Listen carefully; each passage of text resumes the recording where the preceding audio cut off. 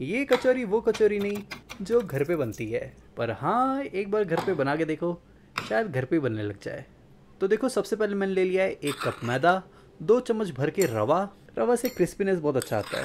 फिर 1 चम्मच भर के अजवाइन, नमक टेस्ट के हिसाब से या फिर आधा छोटा चम्मच। और साथ में मैं इसमें डाल दे रहा हूँ देसी घी।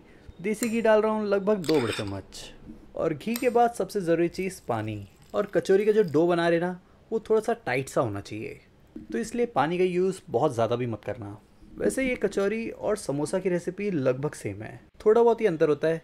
अगर आपने समोसा बनाया रहेगा ना तो आप समझ ही गए रहोगे। फिर इसे अच्छी तरह से गूंथने के बाद 15 से 20 मिनट के लिए साइड में रख दो। अब क्या करना है, जो कचौरी में स्टफिंग जाएगी अब उसकी तैयारी करना है। तो देखो, उसके लिए मैंने ले लिया है आलू, हरी मिर्च, हरी धनिया और एक कुकर। फिर कुकर में डाल दो आलू को, आलू पे डाल दो पानी। और फिर पानी डालने के बाद गैस का फ्लेम कर दो तेज़। फिर इसके बाद कुकर का ढक्कन लगा लो और इंतज़ार करो 3 से 4 सीटी का।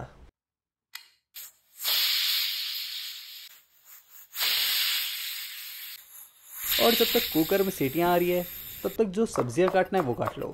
तो देखो, मैंने टेस्ट के हिसाब से हरी मिर्च ले लिया है और हरी मिर्च को भी ना एकदम बारीक काट लो।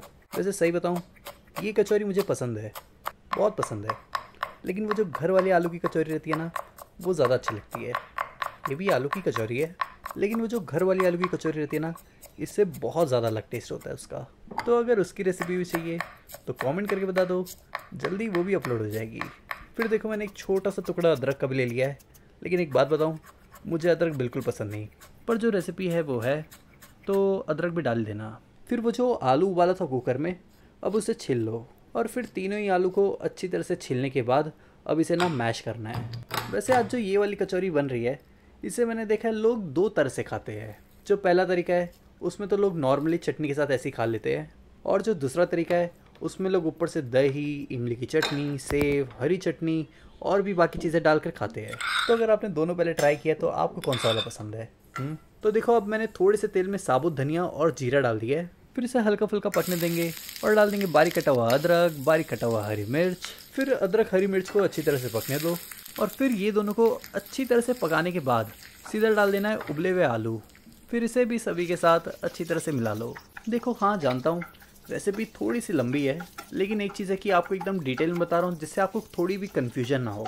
फिर इसे मिक्स करने के बाद आधा छोटा चम्मच जीरा पाउडर, टेस्ट के हिसाब से नमक, आधा छोटा चम्मच धनिया पाउडर, 1 चम्मच भर के कश्मीरी लाल मिर्च पाउडर और आधा छोटा चम्मच से भी कम हल्दी पाउडर और 1 चम्मच बेसन। इतना सब कुछ डालने के बाद इन सबको मिला लो। गैस का फ्लेम तेज़ भी रखना और इन सबको लगातार अच्छी तरह से मिक्स करते रहना। फिर सबको मिलाने के बाद थोड़ा सा हरी धनिया भी डाल सकते हो, और धनिया डालने के बाद इसे दोबारा अच्छी तरह से मिला लेना। फिर इसे अच्छी तरह से पकाने के बाद अब इसे निकाल लो। फिर इसे निकालने के बाद जो मैदा गूंथ के रखा था वो ले लो। थोड़ा सा लोई निकाल कर अब बना लो इसके पेड़े। और हाँ, इसके लिए जो पेड़े बनाओगे वो ऑलमोस्ट रोटी के पेड़े के साइज़ के रहेंगे।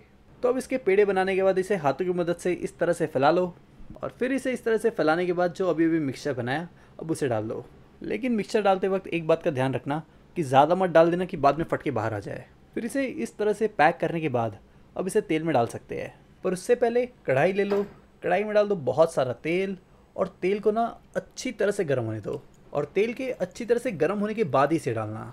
फिर बीच बीच में पलट कर इसे दोनों साइड से अच्छी तरह से पका लो। और जब दोनों साइड से अच्छी तरह से पक जाए कुछ इस तरह से, तब इसे निकाल लो। तो बस यही थी इसकी रेसिपी। और अगर रेसिपी पसंद आई तो शेफ प्रतीक किचन को सब्सक्राइब कर लेना।